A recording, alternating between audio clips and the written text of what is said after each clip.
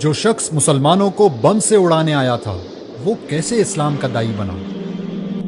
امریکہ کی ریاست انڈیانا کے شہر منسی میں پیدا ہونے والا رچرڈ میکنی ریمبو کی فلمیں دیکھتے ہوئے بڑا ہوا اور اسی کی طرح سخت جان اور طاقتور بن کر دشمنوں کو مارنا چاہتا تھا۔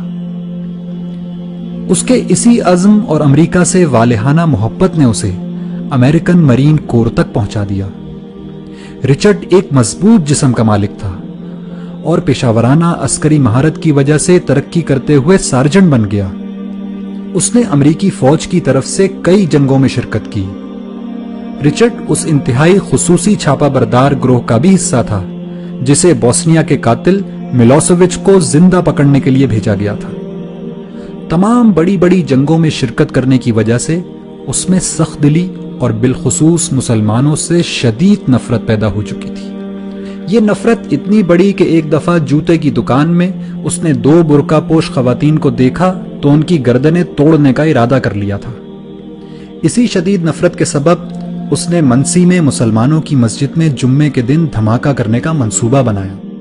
اس کا منصوبہ تھا کہ وہ سینکڑوں مسلمانوں کو بم سے اڑا کر اپنی گاڑی میں بیٹھے ان کے چیتھڑے اڑتے دیکھے گا، لیکن قدرت کو کچھ اور ہی منظور تھا۔ مسجد کو بم سے اڑانے سے پہلے اس نے آخری دفعہ اسلام اور مسلمانوں کو جاننے کا فیصلہ کیا۔ رچرڈ مسجد میں داخل ہوا تو وہاں ایک نمازی نے اس کو خوش آمدید کہا اور پوچھا کہ کیا وہ اس کی کوئی مدد کر سکتا ہے۔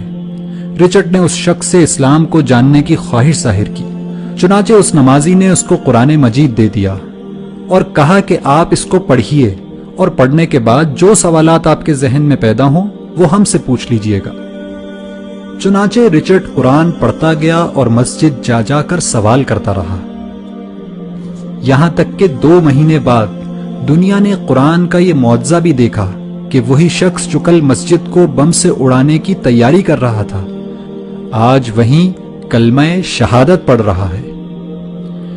رچرڈ اس مسجد کی انتظامی کمیٹی کا 3 سال تک صدر رہا اور آج مایوسی اور نفرت کے شکار لوگوں کی کاؤنسلنگ کرتے ہوئے امریکہ میں اسلام کی دعوت لوگوں تک پہنچاتا ہے۔ ایک انٹرویو میں رچرڈ نے بتایا کہ قرآن کی اس ایک آیت نے اس کی زندگی تبدیل کر دی کہ جس شخص نے کسی ایک شخص کی جان بچائی اس نے گویا پوری انسانیت کو بچا لیا۔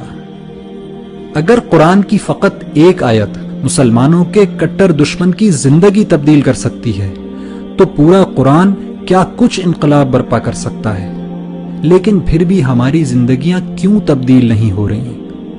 اس کی وجہ صرف ایک ہے کہ رچرڈ نے قرآن کو پڑھا اور سمجھا، لیکن ہم قرآن کو صرف پڑھتے ہیں، سمجھتے نہیں، ورنہ یہ ممکن ہی نہیں کہ رچرڈ کی طرح ہماری زندگیاں بھی تبدیل نہ ہوں۔